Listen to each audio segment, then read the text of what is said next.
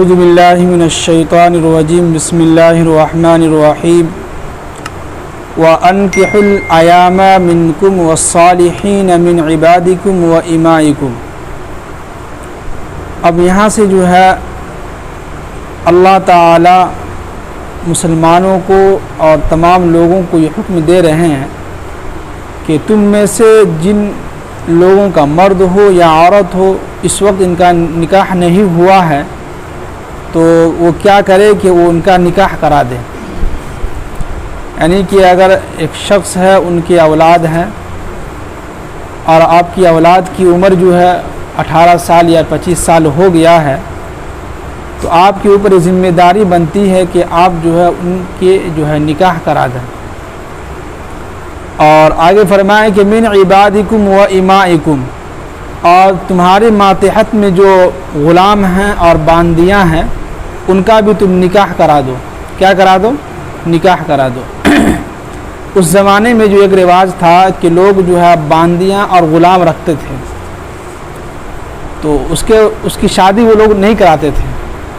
تو قرآن نے اس کا حکم دیا ہے کہ آپ ان کا جو ہے نکاح کرا دیا کریں۔ آگے فرمائیں کہ ان یکونوا، اگر انہیں یہ ڈر ہے کہ فقراء یغنیہم اللہ من فضلہ، کہ اگر وہ تنگ دست ہے،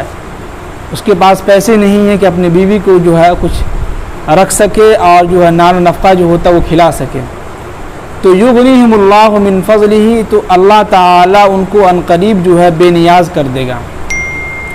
ایک چیز یہاں پہ بہت اہم بات ہے، کچھ لوگوں کا ایک ذہن بن گیا ہے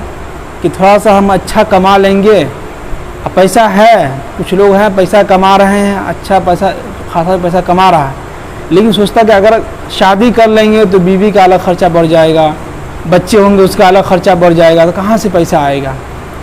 تو یہاں پہ ذرا سوچئے گا کہ جو اللہ ایک ماں کے چھاتی سے بچہ پیدا ہونے کے بعد فوراً دودھ جو ہے ظاہر لگاتار چالو ہو جاتا ہے، وہی بچہ پیدا نہیں ہوا تھا تو ماں کے چھاتی میں دودھ نہیں تھا، اب کہیں سے پوچھ لیجئے، لیکن جیسے ہی بچہ پیدا ہوا اللہ تعالیٰ نے فوراً جو ہے ماں کی چھاتی میں دودھ کو ظاہر کر دیا۔ اب جو اللہ ایک بچہ کے آنے کے بعد فوراً جو ماں کے چھاتی سے دودھ نکال سکتا ہے تو کیا وہ اللہ تعالیٰ ہمارے شادی کے بعد ہماری بیوی جو کہ بال بچوں کا خرچہ نہیں بڑھا سکتا ہے؟ بالکل بڑھا سکتا ہے۔ تو یہیں پہ کہہ رہے ہیں کہ ان یکونوا فقراء، جو لوگ چاہتے ہیں کہ ہم تنگ دست ہیں، مال کم ہے، اگر شادی کر لیں گے تو پیسہ جو ہے خرچ جو ہے بڑھ جائے گا، تو یغنیہم اللہ من فضلہ، تو اللہ تعالیٰ کے فضل سے بے نیاز رہیں۔ اللہ تعالیٰ ہو سکتا ہے کہ اللہ تعالیٰ ان کے مال میں ترقی دے دے، ان کے مال میں برکت دے دے، ہو سکتا ہے۔ اور واللہ واسع علیم، بے شک اللہ تعالیٰ اور اللہ تعالیٰ جو ہے وسعت رکھنے والے ہیں، زیادہ دینے والے ہیں، اور علیم اور جاننے والے بھی ہیں۔ آگے کہہ رہے ہیں کہ وَلْيَسْتَعْفِفِ الَّذِينَ لَا يَجِدُونَ نِكَاحًا، کہ جو لوگ نکاح کے مواقع ان کے پاس میسر نہ ہوں، یعنی کہ ایک انسان ہے شادی کرنے کی ان کی عمر ہو گئی ہے لیکن وہ کما نہیں رہا ہے، پیسے نہیں ہے، جاب نہیں مل رہا ہے، تو ایسے لوگوں کے بارے میں کہہ رہے ہیں کہ حتیٰ یغنیہم اللہ من فضلہ، کہ یہاں تک کہ ہو سکتا ہے کہ اللہ تعالیٰ ان کو جو ہے مال دے دے، وسعت دے دے، پیسہ دے دے تو وہ نکاح کر لے، اگر نہیں تو وہ کیا کرے، وہ اپنے آپ کو جو ہے پاک دامن جو یعنی کہ شرمگاہوں کی حفاظت کرے۔ اس سے یہ نہ ہو تو اللہ کے نبی نے فرمایا کہ وہ روزہ رکھے، اس سے کیا ہوگا، نفسانی خواہشات دب جائے گا اور آپ جو ہے گناہ سے بچ سکتے ہیں۔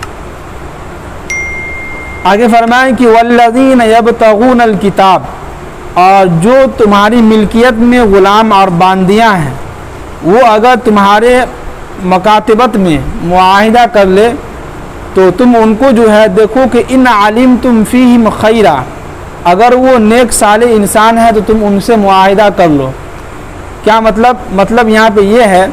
کہ اس زمانے میں جو ہے غلام اور باندیوں کا رواج تھا، لوگ رکھتے تھے، تو اس کا کیا اصول تھا؟ اصول یہ تھا کہ اگر ہم نے کسی کو غلام بنا لیا، اب ہم ان سے کہا کہ دیکھو اگر تم ہمارے غلام بن رہے ہو تو ہم تم سے جو ہے 1 لاکھ روپیہ لیں گے، پھر تم کو ہم آزاد کریں گے کبھی بھی۔ اگر تم 1 لاکھ روپیہ ہم کو جمع کر کے نہیں دیتے ہو کما کر کے تو ہم تم کو کبھی آزاد نہیں کریں گے، تم کو ہمارے ہی پاس رہنا ہوگا، ہم شادی نہیں کرائیں گے، کچھ بھی نہیں۔ تو وہی کہہ رہے ہیں کہ اگر کوئی غلام یا باندی اگر آپ کی ملکیت میں آئے، آپ کا غلام بن کے رہے، تو آپ ان سے معاہدہ کر لیں، لکھ لیں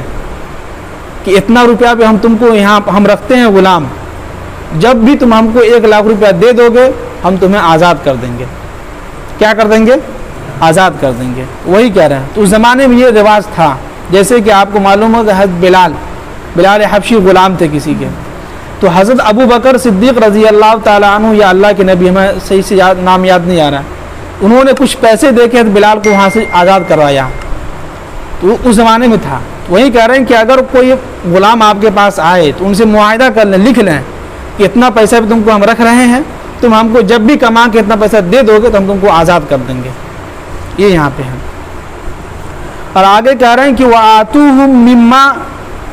مِّمَّا لِلَّهِ الَّذِي آتَاكُمْ، اور مسلمانوں سے مخاطب ہے کہ اگر اللہ نے تم کو جو مال دیا ہے تو اس مال سے ان غلام کی جو ہے ان کی مدد کرو۔ کیا کہ ان غلاموں کو وہاں سے آزاد کرانے میں کیا کرو؟ مدد کرو، ان سے ان کو جو ہے پیسہ دے کے ان سے وہاں سے آزاد کرا لو۔ یہ یہاں پہ ترغیب دے رہے ہیں مسلمانوں کو۔ آگے فرمائیں کہ وَلَا تُكْرِهُ فَتَيَاتِكُمْ عَلَى الْبِغَاءِ، تم میں سے اگر کوئی شخص اپنے باندیوں سے جو ہے دنیاوی زندگی کو پیسہ حاصل کرنے کے لیے اپنے باندی کو جو ہے غلط کاموں پہ لگا دے۔ کیا مطلب کہ جو ہے اس زمانے میں یہ تھا کہ باندی ہوتی تھی، ان کو اتنا کسی کام پہ غلط کام پہ لگا دیا کہ تم فلاں کے پاس ایک رات سوئے گی تو تم اتنا پیسہ تم کو ملے گا، تو وہ پیسہ ہماری اس میں آئے گا، تم کو نہیں ملے گا۔ تو یہ یہاں پہ کہہ رہے ہیں کہ اگر کوئی شخص تم اپنے باندیوں کو جو ہے زبردستی تم ان سے جو ہے غلط کام کروا رہے ہو، جبکہ ان اردنا تحسنا، جبکہ وہ باندی جو ہے پاک دامن رہنا چاہتی ہے، وہ جو ہے بدکاری والا کام نہیں کرنا چاہتی ہے، تو آپ ان کے ساتھ زبردستی نہیں کر سکتے ہیں۔ یہ یہاں پہ ہے۔ آگے فرمائیں کہ وَمَن يُكْرِهُنَّ فَإِنَّ اللَّهَ مِن بَعْدِ إِكْرَاهِهِنَّ، اگر کوئی شخص ان کے ساتھ زبردستی کرتا ہے اس کے بعد بھی، تو اللہ تعالیٰ اس باندی کو گناہوں کو معاف کر دے گا، لیکن اس کا گناہ اس کے اوپر آئے گا، آقا پر، جو زبردستی کروا رہا ہے اس سے گناہ۔ یہ یہاں مطلب ہے۔ اللہ تعالیٰ ہم سب کو عمل کی توفیق نصیب فرمائے۔ سبحان اللہ بحمدہ، سبحانک اللہم وبحمدک، ونشہد ان لا الہ الا انت، نستغفرک۔